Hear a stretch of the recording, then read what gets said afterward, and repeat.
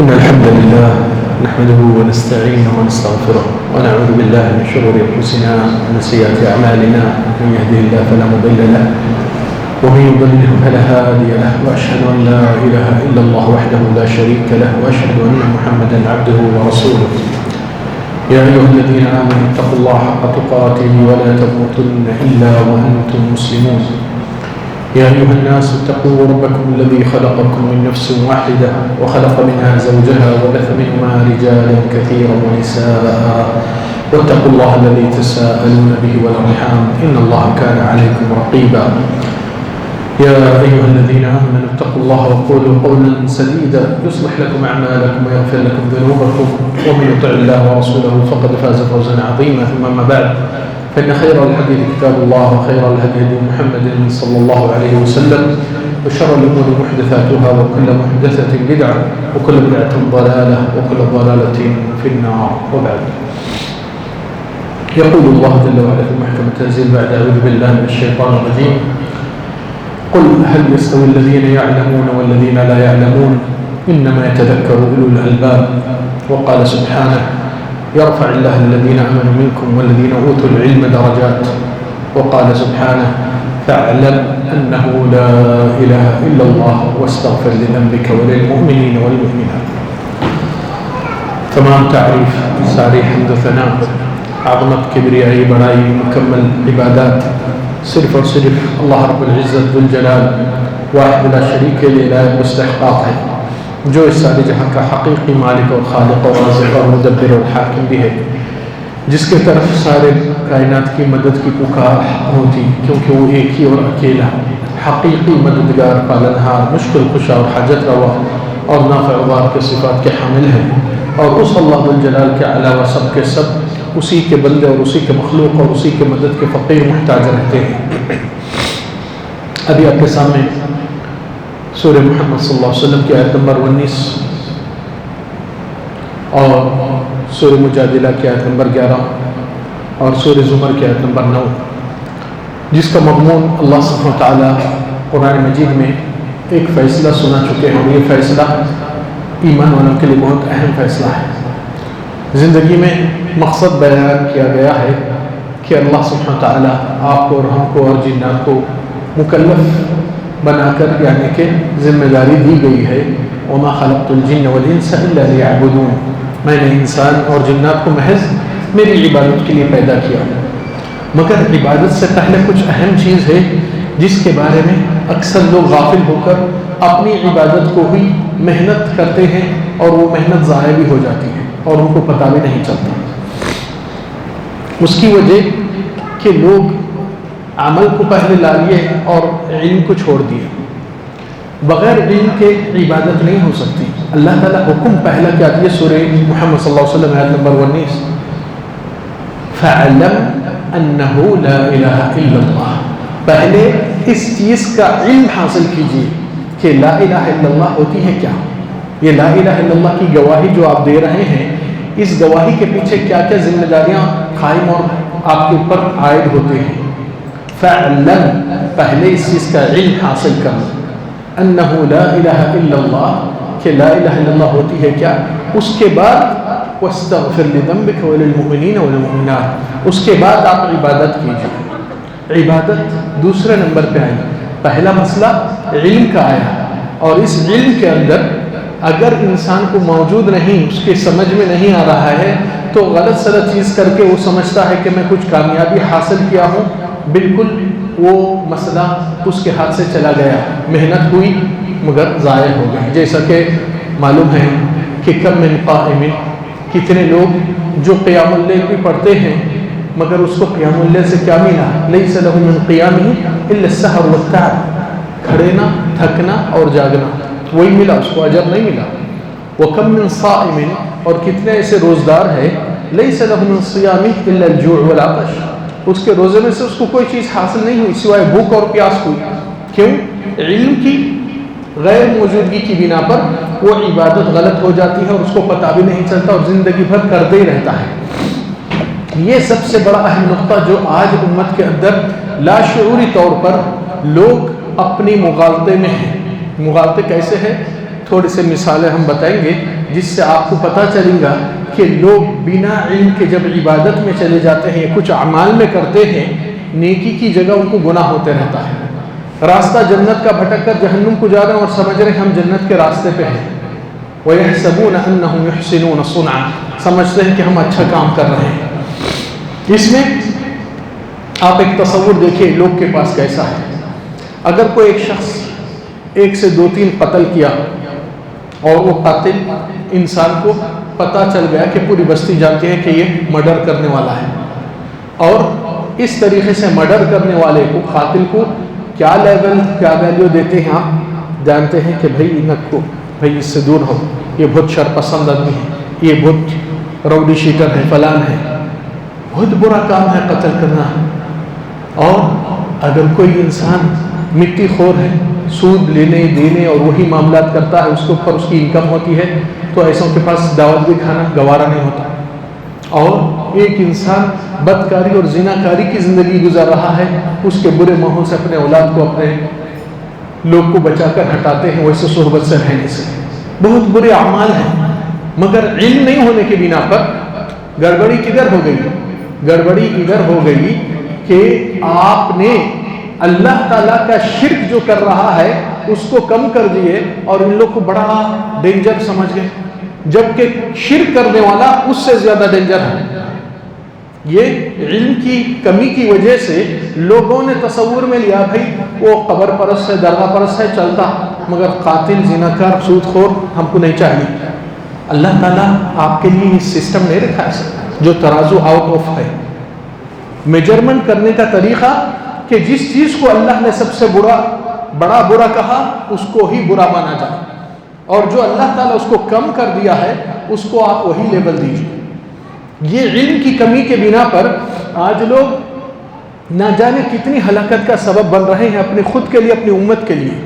وہ کیا ہے کہ بھائی ہم زندگی میں اس دوستانہ یارانہ جو شرک کفر کرتا ہے، اللہ کی وحدانیت میں غیروں کو جڑاتا ہے، غیروں سے مدد طلب کرتا ہے، نہ جانے کسی اور کی نظر و نیاز منتیں کرتا ہے، اور سمجھتا ہے کہ اللہ کے سوا شیخ عبد القادر جیلانی بھی دیں گے، فلان بابا بھی دیں گے، فلان پیر بھی دیں گے، اس کو آپ معمول سمجھے، جبکہ وہ سب سے بڑا ڈینجر ہے۔ کیوں؟ رسول اللہ صلی اللہ علیہ وسلم فرمائے کہ بنی اسرائیل میں اللہ تعالیٰ نے ایک امت کو خبردار آگاہ کرنے کے بعد وہ لوگ اپنی بنائی پہ اور اپنی کفر پہ برقرار رہے تو اللہ نے عذاب کے فرشتوں کو بھیج کر ان کو ختم کرنے کے لیے بھیج دی۔ مگر وہاں پر ایک بندہ اللہ کی عبادت کرتا ہے لوگوں سے دور رہتے ہوئے، تو فرشتوں نے پوچھا کہ اللہ یہ بھی بندے کو شامل کیا جائے جو آپ کی بندگی میں لوگوں سے دور، وہ ماحول کو چھوڑ کر۔ اللہ سبحانہ وتعالی حکم کیا دیا؟ اسی سے شروع کروا دا۔ اس نے اللہ کی بڑائی میں ایک لبوں میں حرکت نہیں لیا، نہ تبدیلی کیا برائی کو، نہ برے کرنے والوں کو برا کہا۔ یہ صرف اتنا ہی نہیں بلکہ شرک کرنے والوں کے پارٹنر آپ کے اور ہماری خاموشی اور نصیحت نہیں کرنا اس کے اندر شریک ہوتی ہے، کیونکہ یہ لوگ سمجھتے ہیں کہ ہم غلط نہیں کر رہے ہیں، زندگی بھر بچپن سے باپ دادا کرتے آئے اور وہی کر رہے ہیں، کوئی غلط نہیں تھا اور ہم کو کوئی آ کے بولا بھی نہیں۔ آپ یہ چیز کا ڈینجر اور خطرہ بہت زیادہ ہے، کیونکہ اس کے ساتھ جب معاملہ داری کرتے رہتے ہیں نارمل کی طرح اور اس کو ادنا سمجھتے ہیں، یہ سب سے اعلیٰ مجرم ہے زمین پر، جس نے اللہ کی توہین کیا، توحید کو گرایا اور اللہ کی وحدانیت میں غیروں کو شریک کرا، اس نے اللہ کی گستاخی کرتے ہوئے کہتا ہے اللہ آپ بھی دوسروں کی طرح برابر ہیں۔ تو پھر رسول اللہ صلی اللہ علیہ وسلم فرمائے کہ بنی اسرائیل کو ہلاک کرنے کی وجہ کیا تھی؟ كان الرجل يمر على الرجل ويراه على المنكر فيقول له اتق الله۔ بنی اسرائیل کی ہلاکت کی وجہ کیا تھی؟ کہ صبح سویرے انسان دوسرے انسان کو دیکھتا ہے برائی کر رہا ہے تو اس کو کہتا ہے اللہ سے ڈرو، یہ کیا کر رہے ہیں آپ، ایسا بڑا کام غلط کیوں کرتے ہیں؟ فَإِذَا أَمْسَى، اور وہی جس کو صبح میں ایسا برائی پہ دیکھ کر دیکھتا ہے، شام ہوتے ہی فَكَانَ يُجَالِسُهُ وَيُؤَكِلُهُ وَيُشَارِبُهُ، رات میں اسی کے ساتھ اٹھنا بیٹھنا کھانا پینا معمول، جیسا کہ تو نے کچھ کیا ہی نہیں۔ یہ معاملہ بہت بڑا ہلاکت کا ہے امت کے لیے، اور ایمان والے اس چیز کو گوارا نہیں کر سکتے۔ کیوں؟ کیونکہ پیدا ہوئے اللہ کی بڑائی کے لیے، رکوع میں جا کر سبحان ربی العظیم کہتے ہیں اللہ تو میرا رب عظیم ہے، پھر رب عظیم کو توہین کرنے والے جب اللہ کو دوسروں کے برابر کر دیے کہ ان سے نہیں ہوا تو اللہ تعالیٰ سے تو فلان بابا دے دیں گے، اللہ تعالیٰ اولاد نہیں دیے تو ان کے پاس ایک منت کر دو، ایک بکرا کاٹ دو، انہوں دے دیتے، تو پھر نعوذ باللہ اللہ آپ کے لیے ہمارے لیے بیکار ہو گئے کیونکہ دوسروں سے کام ہو رہا ہے. تو پھر اللہ کی اتنی توہین کرنے والا کہاں سے نجات پائیں گا؟ اور کتنا نیک آپ کے نظر میں سمجھ میں آتا ہے.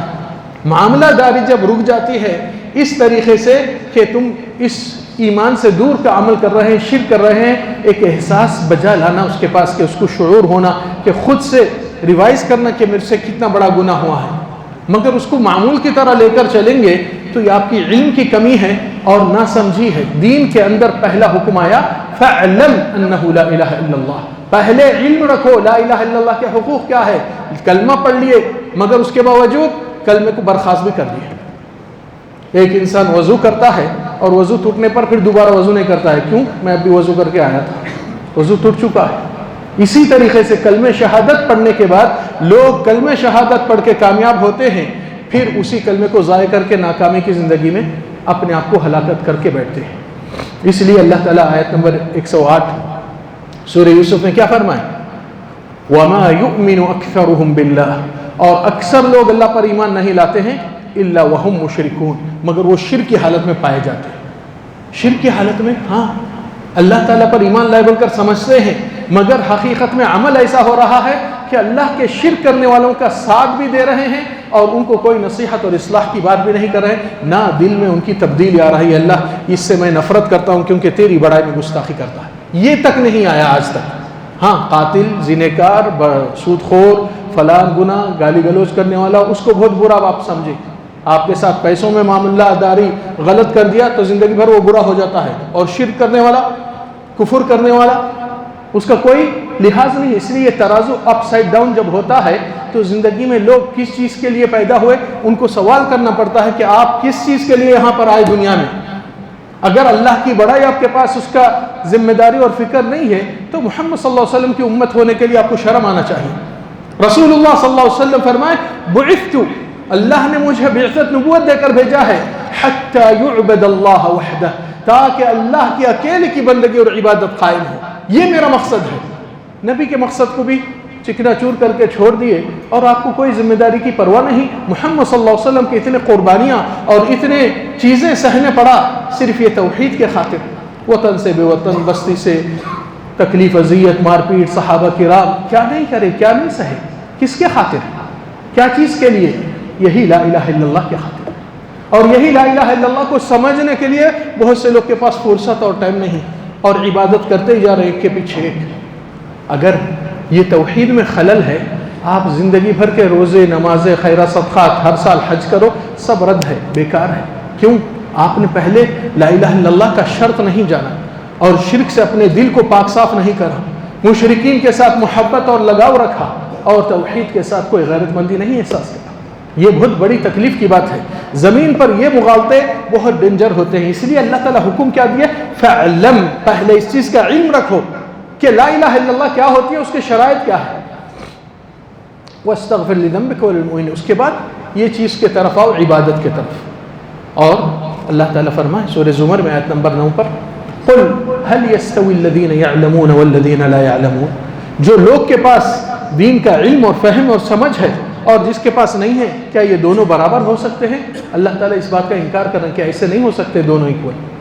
پھر تیسری آیت نمبر 11 سورہ مجادلہ میں اللہ تعالیٰ کیا فرمائے؟ یرفع اللہ الذین آمنوا منکم، تم میں سے جو لوگ ایمان لائے ان کے درجات بلند ہوتے ہیں ایمان کی بدولت، مگر والذین اوتوا العلم درجات، جو دین کا علم زیادہ لیتے ہیں ان کے درجات اور اونچے ہوتے ہیں. اب سوال یہ ہے، یہ سب سے بڑا غلط مفہوم کہ جی رہی ایک لمٹ کے حد تک، کھائیں گے اچھا، پئیں گے اچھا، دیکھیں گے اچھا بچوں کو، بیوی کو، یہ ایک بہت لمٹ اور محدود اور سیلفشی کا معاملہ ہوتا ہے. انسان خیر خواہی اپنی امت تک پہنچانا، نبی کی ذمہ داری نبھانا، نبی کی صرف محبت کا دعویٰ اور شفاعت مانگنے کے لیے کیا صورت دکھائیں گے کہ اللہ کے نبی آپ کی محنت، آپ کی جستجو آپ ہی کر لی، ہم کو سمجھ میں نہیں آ رہا، ہم کو بیوی بچوں کی مصروفیات زیادہ تھی. اللہ اکبر، یہ حجت ہے، یہ بہانہ ہے آپ کے پاس. کل کے دن یہ عذر چلنے والا نہیں ہے کیونکہ اللہ نے آپ کو سب چیز میں استحکام دیا اور کہا، فرمایا پروردگار وَابْتَغِ فِي مَا آتَاكَ اللَّهُ الدَّارَ الْآخِرَةَ، اللہ نے جو کچھ بھی دیا آپ کو، مال، عمر، صحت، منصب، ذمہ داری، تو اس چیزوں سے آپ اپنی آخرت کی نجات اور کامیابی حاصل کریں۔ وَلَا تَنْسَ نَصِيبَكَ مِنَ الدُّنْيَا، دنیا کی جتنی ضرورت ہے وہ بھی لیجئے، مت بھولیے وہ۔ مگر آج لوگوں نے آخرت کو بھول بیٹھا، دنیا کے سمٹتے ہوئے اپنی زندگی کو غافل کی زندگی بنایا ہے۔ اس لیے ہمیشہ ایک حقیقت جو کڑوی ہے اس کو ذرا سامنے رکھو، وَكُلُّهُمْ آتِيهِ يَوْمَ الْقِيَامَةِ فَرْدًا، قیامت کے روز ہر کوئی تنہا تنہا ہو کر آئے گا۔ اب اس تنہائی میں آپ اپنی وکالت کیا دیں گے، کیا بہانے پیش کریں گے؟ آج ذرا سوچئے کہ اگر اس وقت آپ کی ہماری موت ہو جائے تو اللہ کے سامنے ہمارے پاس کیا عذر ہے کہ ہم نے نبی کو چاہا مگر نبی کے عمل نہیں کر سکے، ہم نے اللہ کو چاہا مگر اللہ کی وحدانیت کے لیے کوئی حرکت میں نہیں آئی، اللہ تعالیٰ کے شرک کو مٹانے کے لیے زمین پر ہمارے پاس کوئی جستجو انٹرسٹ نہیں تھا، تو پھر کہیں میں جی رہے تھے آپ کس میں جی رہے تھے؟ غافل کی زندگی جی رہے تھے۔ یہ توحید کی ذمہ داری آپ کی اور ہماری ہے۔ صرف مسجد کا نام رکھنے سے آپ موحد ہو گئے تو خوشحالی میں مت رہیے، کیونکہ توحید کی ذمہ داری ہے کہ یہ دوسروں تک پہنچایا جائے۔ اگر ایسا معاملہ ہوتا ہے کہ لوگ بعض جماعت بنا کر لوگوں کو نماز کے طرف بلاتے ہیں، مختلف چیزوں کے طرف، مگر توحید کے طرف نہیں بلائیں گے تو اس کو دعوت ہی نہیں کہا جاتا، چاہے کتنا بھی دعوت کا گروپ اپنے آپ کو سمجھے۔ کیوں؟ کیونکہ اللہ تعالیٰ حکم پہلے کیا دیے، اور رسول اللہ صلی اللہ علیہ وسلم جب کسی داعی کو بھیجتے تھے، معاذ، علی رضی اللہ عنہ، مصعب بن عمیر، کیا کہے؟ فَلْيَكُنْ أَوَّلَ مَا تَدْعُوهُمْ إِلَيْهِ، سب سے پہلی چیز کی دعوت اگر دینا ہے آپ کو تو کیا ہے؟ شہادت اللہ الہ الا اللہ، اللہ کی وحدانیت میں۔ اگر یہ چیز کو وہ لوگ ایکسپٹ کر کے اگری ہو گئے، قبول کرے، اس کے بعد نماز کا حکم بتائیے۔ اگر یہ چیز کو نہیں مانے تو ان کی نماز، روزے، زکوٰۃ بیکار ہے، سب چپ خالی کے دھوکے میں رکھے جیسا ہے۔ آج بہت سے لوگ دعوت میں کہتے ہیں کہ حکمت سے دعوت دینا، حکمت کا مراد کیا مطلب ہے؟ سمجھتے ہیں حکمت کہ ہر برائی کو قبول کر لینا اور نماز کو آ گئے تو بعد میں انہیں خود نیک ہو جاتے ہیں۔ نہیں ہوتے بھائی، توحید کی دعوت بلند ہونا ضروری ہے، کیونکہ اللہ تعالیٰ پیغمبروں کو اور حکمت کو بھی سمجھایا ہے قرآن میں۔ کیا ہے جانتے ہیں؟ اللہ تعالیٰ فرمائے وَلَقَدْ بَعَثْنَا فِي كُلِّ أُمَّةٍ رَسُولًا، ہم نے ہر امت میں ایک پیغمبر کو ایک پیغام دے کر بھیجے ہیں۔ سب سے پہلا پیغام کیا ہے سب کا؟ أَنِ اعْبُدُوا اللَّهَ وَاجْتَنِبُوا الطَّاغُوتَ، اللہ کی بندگی، عبادت کرو، اللہ کے ماں سوا معبودات باطل کو اس کو ترک کرنا، چھوڑنا، اللہ کی برابری میں کسی کو نہیں لانا، اور اللہ کی وحدانیت اور بندگی کا تقاضا یہ ہے۔ سب سے پہلا حکم پورے پیغمبر آئے یہ چیز کو لے کر۔ اگر ہماری دعوت میں توحید کی دعوت ہی نہیں، اس کو دعوت نہیں کہا جاتا۔ معاف کرنا، چاہے آپ کتنے بھی اپنے لوگوں کو نماز کے لیے بلائیے، اچھے اخلاق کے لیے اکرام، وہ نہیں چلتا، وہ حکمت نہیں ہے، حکمت کے خلاف ہے۔ دعوت حکمت سے جب دینا ہے، اللہ تعالیٰ فرمائے ادعو الی سبیل ربک بالحکمت والموعظۃ الحسنہ، لوگ کو حکمت سے دعوت دو، تو حکمت وہ نہیں ہے کہ شرک کو دیکھ کر خاموشی اختیار کرنا، اس کے گنڈے ڈوریاں تعویذہ اللہ کے سوا غیروں سے وابستہ ہونے کو اس کے لیے خاموشی اختیار کرنا، کیوں؟ بعد میں خود سدھر جاتا، نہیں سدھرتا بھائی، جب تک کہ آپ کی توحید کی دعوت نہیں ہے، حکمت ہی نہیں ہے آپ کی دعوت میں۔ یہ میں نے کہہ رہا ہوں، اللہ تعالیٰ قرآن مجید میں فرمائے وَلَقَدْ آتَيْنَا لُقْمَانَ الْحِكْمَةَ، ہم نے لقمان کو حکمت سے نوازے، تو اللہ تعالیٰ لقمان حکیم ٹائٹل ان کو دے دیا، ان کے نام سے سورہ بھی ہے۔ تو لقمان حکمت والے ہیں، ان کو گارنٹی ہے اللہ کی طرف سے، اور حکمت کی بات ان سے کیا نکلی؟ اِذْ قَالَ لُقْمَانُ لِابْنِهِ وَهُوَ يَعِظُهُ، جب لقمان اپنے بیٹے کو واعظ و نصیحت کر رہے ہیں۔ انسان سب سے زیادہ ہمدردی اپنے اولاد سے کرتا ہے، اور بیٹوں کے لیے صحیح نصیحت اور صحیح وصیت کرتا ہے۔ تو لقمان نے اپنے بیٹے کو سب سے پہلے وصیت اور نصیحت کیا کرے؟ حکمت والے ہی سمجھ سکتے یہ بات، لقمان کے پاس حکمت ہے اللہ کی طرف سے دی گئی، تو قال یا بنی لا تشرک باللہ، اے بیٹے خبردار اللہ سے شرک نہیں کرنا۔ پہلا حکم اور پہلی حکمت یہی ہے۔ اگر یہ حکمت نہیں ہے دعوت میں تو آپ کی دعوت ہی برخاست بیکار ہے۔ چپ خالی کے دوسرے باتوں کو مت لائیے۔ علم نہیں ہے توحید کا اور لا الہ الا اللہ کے شرائط کے مطابق نہیں ہو رہی عبادت، تو پھر باقی کی عبادت ضائع ہو رہی ہے اور آپ کو پتہ ہی نہیں، صرف محنت خون پسینہ جا رہا ہے اور آخرت میں بھی کچھ ملنے والا نہیں۔ اس لیے کہ علم ضروری ہے دین کا، خاص طور سے توحید کا، لا الہ الا اللہ کے شرائط کا۔ اب اس کے اندر بہت سے بڑی غلطیاں اور مفاہیم الٹے سیدھے ہو گئے. اب اس کے اندر اعمال میں بھی بگاڑ اور خرابی آ گئی، جس کی وجہ سے وہ عمل میں نیکی کی جگہ گناہ ہوتا ہے. اس کے مثالیں بہت ہیں. اب آپ دیکھو کسی کے پاس میت ہوئی تو کیا عمل کرتے ہیں. نبی صلی اللہ علیہ وسلم فرمائے 3 جاہلیت کے امور ہیں جو میری امت میں بھی رہے گی جبکہ میں نے اس کو بنا کر کے رکھا ہوں. النیاحۃ علی المیت، میتوں پر نوحہ کرنا. نوحہ حد سے زیادہ انسان غم اور دکھ بنانا. اور عبداللہ بن عباس رضی اللہ عنہ کہتے ہیں کہ میت کے گھر پہ بیٹھکاں لگانا یہ ہم اس کو نوحہ میں سے کاؤنٹ کرتے تھے، اس لیے کہ وہ بیٹھک غم اور دکھ کی ہے، اور خاص طور سے خواتین کی طرف سے جو رونا دھونا اس طریقے سے اٹھتا بار بار اللہ کی ناشکری کی طرف لے کر جاتا ہے، کیونکہ دل میں صرف ایسا دکھایا جاتا کہ اللہ ان کے ساتھ ظلم کتنا کر رہے ہیں. نعوذ باللہ. اللہ کی تقدیر پر تسلیم نہیں کرنا یہ سب سے بڑا ڈینجر مسئلہ ہے. اس لیے آپ لوگ اپنی وصیت میں سب سے پہلی چیز لکھو کہ اللہ کی تقدیر سے اعتراض مت کرو، اور میری موت برحق اللہ کے طرف سے ہے اور یہ پہلے سے مقرر تھی. اس لیے نبی صلی اللہ علیہ وسلم کیوں فرمائے حدیث میں ان المیت لیعذب ببکاء اہلہ، میت کو اس کے گھر والوں کے رونے اور نوحہ سے اس کو تکلیف عذاب ہوتا ہے زیادہ. ارے بھائی اس کا کیا قصور ہے؟ اس کا قصور یہ ہے کہ زندگی میں لوگ کو ایمان نہیں لے کے آیا تقدیر پر کہ اللہ سے خوش راضی رہو، موت برحق ہے ہماری بھی تمہاری بھی، اس کے اوپر اعتراض کرنے کی مجال نہیں ہے. آپ اور ہم کون ہوتے؟ ہماری آپ کے اوقات کیا ہے کہ اللہ تعالیٰ کو بولنا نہیں ایسا تم نہیں لکھنا تھا ویسا لکھنا تھا. کون ہوتے تم اور ہم کریکشن کرنے والے اللہ کی تقدیر پر؟ یہ اپنے اندر مغالطے یہ طرح دور کرو. علم کی روشنی میں ایمان کی ہدایت اپنے دلوں میں بٹھا کر اپنے گھر والوں کو یہ چیز کی تلقین دو. اور پھر میت کے گھر میں ہی دیکھ لیجئے یہ بیٹھکاں اس طریقے سے ہوتے ہیں، جبکہ صحابہ کرام راستے میں بھی پرساد دے لیتے تھے. ایسا ضرور نہیں کہ جا کے وہاں بیٹھ کے صورت دکھا کے. آج کل بہت اس طریقے سے ہو رہا ہے کہ لوگ میت کے خاطر نہیں مگر میت کے جو رشتہ دار اثر رسوخ والے ان کے ساتھ رشتے جڑانے کے واسطے صورت دکھانے جاتے ہیں. نیت بھی یہاں خراب ہو گئی. دنیا کے خاطر جا رہے ہیں نہ کہ دین اور ایمان کے حق کے اعتبار سے. حالانکہ ایک واقعہ ایک شہر جس کا ایک بڑا قاضی تھا، اور وہ ایک ہی بڑا قاضی تھا، اس کی کام والی کے انتقال پر پورے منسٹرام فلان فلان فلان پورے جا کے اس کو پرسا دیا. اس کی گھر کی کام والی خادمہ جو پکاتی کرتی اس کا انتقال ہو گیا.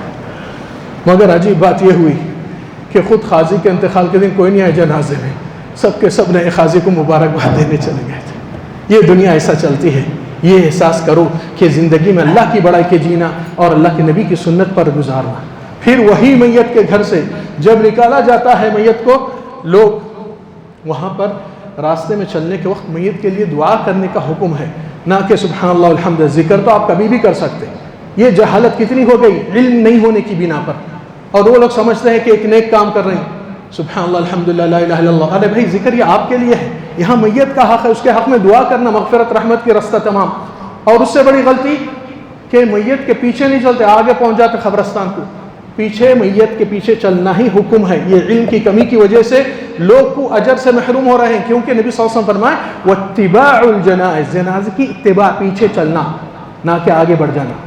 بہت سے ایسے مغالطات دین کی نہ سمجھی اور علم کی بنا پر ایسی چیزیں ہوتے رہتے ہیں. جب علم آئیں گا جب اپنے عمل کو سدھار کر صحیح کر سکتے ہیں. اگر علم کے بغیر جیں گے تو جاہل اندھیرے میں ٹھوکر کھاتے ہی رہتا ہے اور یہ سمجھتا ہے کہ ہم کچھ نیک کام کر رہے ہیں. نہیں، اس میں گناہ ہوتا ہے کیونکہ آپ نے بدعت کو قائم کر دیا، اور جدھر بھی بدعت قائم ہوتی ہے نبی کی ایک سنت مر جاتی ہے. اب آپ دیکھیے کتنے مساجد میں مسجدوں کے نماز کے بعد اجتماعی دعا کرتے ہیں. دعا کرنا بری بات نہیں ہے، مگر جس جگہ پہ نبی صلی اللہ علیہ وسلم کرے تھے ادھر کرنا صحیح ہے. جدھر نبی صلی اللہ علیہ وسلم نہیں کیے تھے وہاں پر حکم ہی نہیں، کیونکہ نماز کے بعد نبی صلی اللہ علیہ وسلم فرض نمازوں کے بعد اذکار پڑھتے تھے نہ کہ دعا کرتی تھی. اذکار الگ چیز ہے جو نماز کے بعد کے ہے، اور دعا الگ ہے. اس لیے ہر مسجد میں ایک ایک آواز کی ایک ایک دعا الگ شکل کی ہوتی ہے، کیونکہ نبی صلی اللہ علیہ وسلم کوئی ثابت ہی نہیں تھا. یہ سب سے بڑا پروف ہے. اگر ایک ہی دعا ہے نبی صلی اللہ علیہ وسلم کی تو پورے مساجد میں ایک ہی دعا آپ کو ملتی تھی. مگر ہر کوئی اپنے اپنے من میں جو آیا پڑھ لیتے ہیں اور لوگوں کو بیوقوف الو بناتے ہیں اور جہالت کا فائدہ اٹھاتے ہیں. اور یہ جاہل لوگوں میں کوئی انسان نہیں ہے پڑھا لکھا سمجھدار جو قرآن سنت کو دیکھ کر کہہ سکے کہ بھائی یہ غلط بات ہے. نبی صلی اللہ علیہ وسلم کب کرے تھے؟ ایک بار بھی دعا بتائیے نماز کے بعد. کتنی جہالت سے ہم ٹھوکر کھاتے ہوئے لوگوں کو گمراہی کی طرف لے کر چلتے ہیں. اس سے بڑی آفت جو گزشتہ مہینے میں آپ سنتے رہے، کیا نبی صلی اللہ علیہ وسلم کبھی روزہ سائرن پہ کرے تھے یا اللہ اکبر اللہ کی بڑائی پہ کرتے تھے؟ سائرن تو ایمرجنسی کے لیے ہوتا ہے، کوئی مر رہا، کوئی تڑپ رہا، کوئی پریشان ہو رہا. وہ ان کے لیے ہے، مگر افسوس ہمارے پاس نبی صلی اللہ علیہ وسلم کی سنت کو مسجدوں میں مارا جا رہا ہے۔ وہ کیا ہے؟ نبی صلی اللہ علیہ وسلم کی حدیث ہے، بخاری میں دیکھیے آپ صلی اللہ علیہ وسلم فرمائیں صلوا قبل المغرب صلوا قبل المغرب صلوا قبل المغرب، مغرب سے پہلے 2 رکعت ہوتے ہیں سنت، اس کو پڑھا کرو پڑھا کرو پڑھا کرو، 3 بار بولے اور اس کے بعد فرمائیں لمن شاء، جو چاہا۔ تو مسجدوں میں گڑبڑ کیا ہو گئی کہ ایک ایسی عادت بنا لیے کہ یہ نبی کی بات کو بازو ڈال دو، ہم سنت والے ہیں اور سنت کے بنا پر نہیں چلیں گے تو پھر ہماری جھوٹی دعویٰ سب کے سامنے بدنام کر دیں گی۔ تو یہ سنت کو صحابہ کرام اتنی ادا کرتے تھے کہ رسول اللہ صلی اللہ علیہ وسلم کے زمانے میں صحابہ کرام کہتے ہیں ہم مسجد میں جب داخل ہوتے مغرب کی نماز کے لیے ہم کو پوچھنا پڑتا تھا کہ نماز ہونے والی ہے یا ہو چکی ہے، اتنے لوگ یہ سنت کو ادا کرتے تھے مغرب سے پہلے۔ پھر یہاں پر پریشانی ہو گئی کہ ہم ایک طریقہ بنا لیے کہ مغرب کی اذان ہوتے ہی اقامت دے دینا۔ اب رمضان میں پریشان ہو گئے، اقامت دے دیے تو لوگ اڑا پڑیں گی اور ہر کوئی باتیں کریں گے مسجد کی کمیٹی کو، ایسا کیسے جمع ٹھہر ہم افطاری نہیں کریں۔ تو اب اس کے لیے ایک دوسری چیز کو لانا پڑا جو کہ اللہ کے نبی اس کے قائل نہیں تھے، اس کے خلاف تھے۔ کیوں؟ یہود و نصارہ کی اتباع میں ہم نہیں جا سکتے جبکہ ہم نماز میں ہوتے غیر المغضوب علیہم ولا الضالین، اللہ ہم کو ان کا راستہ نہیں چاہیے جس کے اوپر آپ کا غضب ہوا اور جو لوگ گمراہی اختیار کریں، اور وہ لوگ یہ پنگوں کو اختیار کرتے تھے اور ایسے چیزوں کو۔ آج وہ سنت کو دفن کرنے کی خاطر سدھار آج تک بھی نہیں ہے کہ رمضان میں کم سے کم یہ 2 رکعت سنت کے لیے نبی کی گنجائش رکھیں گے، سائرن لگا دیے تاکہ اذان ہوئی تو بعد میں وہ ہو جائے۔ وہ روزدار اللہ کے نبی صلی اللہ علیہ وسلم کوسی دن کوسے وقت صحابہ کرام اللہ کی بڑائی سے ہی روزہ کھولتے تھے۔ آج ہم کس کی بڑائی سے روزہ کھول رہے ہیں؟ ذرا شرم آنا چاہیے کہ محمد صلی اللہ علیہ وسلم کی سنت کو دفن کرنے کے خاطر ہم یہ طریقہ کار اختیار کریں۔ پھر نبی کی محبت کا دعویٰ کہاں سے ثابت ہو رہا ہے؟ سچائی کڑوی ہوتی ہے مگر بہادر لوگ قبول کر کے اپنی اصلاح کرتے ہیں، نہ کہ اپنی انا کو ضد لے کر چلتے ہیں، کیونکہ اللہ تعالیٰ سورہ جاثیہ میں کیا فرمائے؟ وَيْلٌ لِكُلِّ أَفَّاكٍ أَثِيمٍ، جہنم ہے جھوٹے باز اور دوغے باز کو لیے۔ کون؟ يَسْمَعُ آيَاتِ اللَّهِ تُتْلَى عَلَيْهِ، سنتا ہے اللہ کا حکم رسول کا حکم، ثُمَّ يُصِرُّ مُسْتَكْبِرًا، پھر اپنا گھمن چلاتا ہے ضد کرتے ہوئے۔ کس سے ضد کر رہا ہے؟ اللہ رسول سے۔ کب کامیاب ہوئیں گا؟ کوسی شفاعت ملیں گی؟ شرم آنا چاہیے کہ نبی کا راستہ ایک ہے اور آپ کا راستہ ایک ہے۔ اس لیے عبداللہ بن عمر رضی اللہ عنہ ان کے زمانے میں جو بڑے صحابی تھے، ان کے سامنے ایک شخص صرف چھینک کر الحمدللہ والصلاة والسلام علی رسول اللہ کہہ دیا۔ چھینکنے کے بعد الحمدللہ کہنے کا حکم ہے مگر اس نے اس کے ساتھ درود جوڑا دیا۔ تو عبداللہ بن عمر جو رسول اللہ صلی اللہ علیہ وسلم کی تربیت اور تعلیم حاصل کرے، انہوں نے جواب کیا دیے؟ قال يرحمك اللہ، الحمدللہ کے جواب میں يرحمك اللہ، ولكن ما هكذا علمنا رسول اللہ، مگر اللہ کے نبی ہم کو ایسی تعلیم ہرگز نہیں دی کہ الحمدللہ کے ساتھ درود کو جوڑو۔ تو اس نے کہا حجت کرتے ہوئے، قال يا ابن عمر او يعذبني الله على الصلاة على النبي، اے ابن عمر کیا اللہ تعالیٰ مجھے جہنم میں ڈالیں گے کیونکہ میں نبی پر درود بھیجا بول کر؟